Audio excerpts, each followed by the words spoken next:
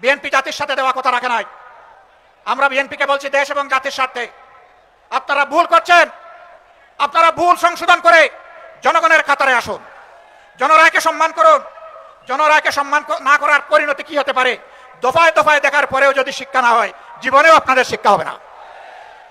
খুলনাবাসী, আমরা আপনাদেরকে কথা দিতে এসেছি। আপনারা যে রায় দিয়েছেন, আমরা সেই রায়টাই আপনাদের কাছে চেয়েছিলাম। আর আমরা বলেছিলাম এই রায় বাস্তবায়ন করা হবে সংসদে গিয়ে আমাদের দায়িত্ব। চুরি ডাকাতি ইঞ্জিনিয়ারিং করে ভোট কেড়ে নেওয়া হয়েছে, নেওয়া হোক। আমরা সংসদে যা আছি তাই নিয়ে আমরা সিংহের মতো লড়াই করে যাব ইনশাআল্লাহ। আমরা জানি সহজে কানে পানি ঢুকবে না, তখন সিরিঞ্জ দিয়ে যদি ঢুকাইতে হয় সে পানি আমরা ঢুকাবো।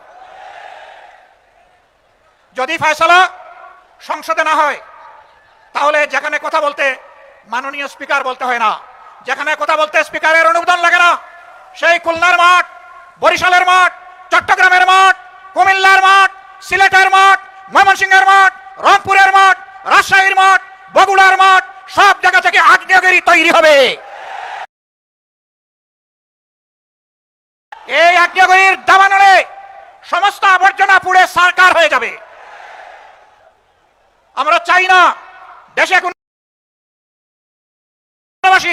শত যন্ত্রণা বুকে নিয়ে আমরা নির্বাচনের ফলাফলকে আমরা মেনে নিয়েছি, কিন্তু একথা মনে করবেন না কেউ, নির্বাচনের ফলাফল দেশে একটা গৃহযুদ্ধ শুরু না হোক সেই জন্য আমরা মেনে নিয়েছিলাম।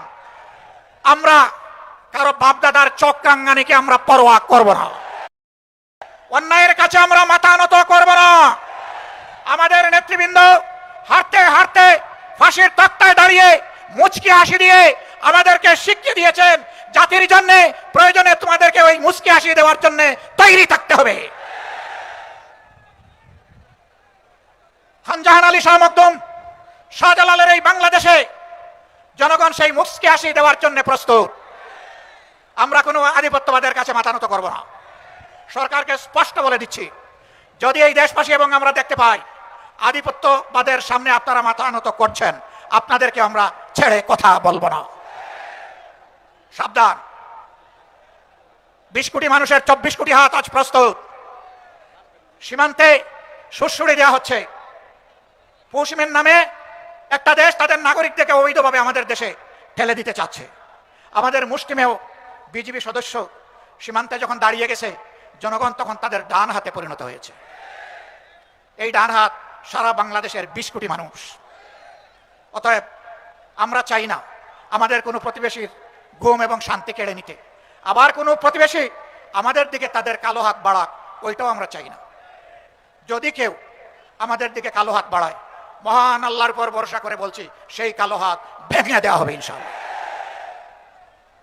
প্রিয় খুলনাবাসী, মনে হচ্ছে আরেকটি অনিবার্য বিপ্লবের জন্য প্রস্তুতি নিতে হবে। আপনারা কি সেই প্রস্তুতি নিতে রাজি আছেন?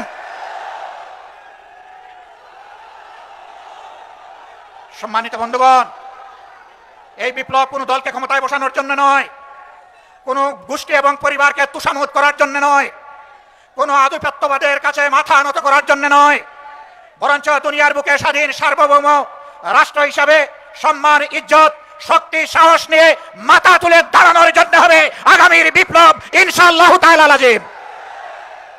সেই অনিবার্য বিপ্লবের প্রস্তুতি নেওয়ার আহ্বান জানিয়ে একটি শোষণ, দুর্নীতিমুক্ত, চাঁদাবাজ মুক্ত, দলীয় প্রভাব মুক্ত একটি মানবিক বাংলাদেশ গড়ার জন্য আমি যুব সমাজের প্রতি আরেকবার প্রাণ খুলে আহ্বান জানাচ্ছি।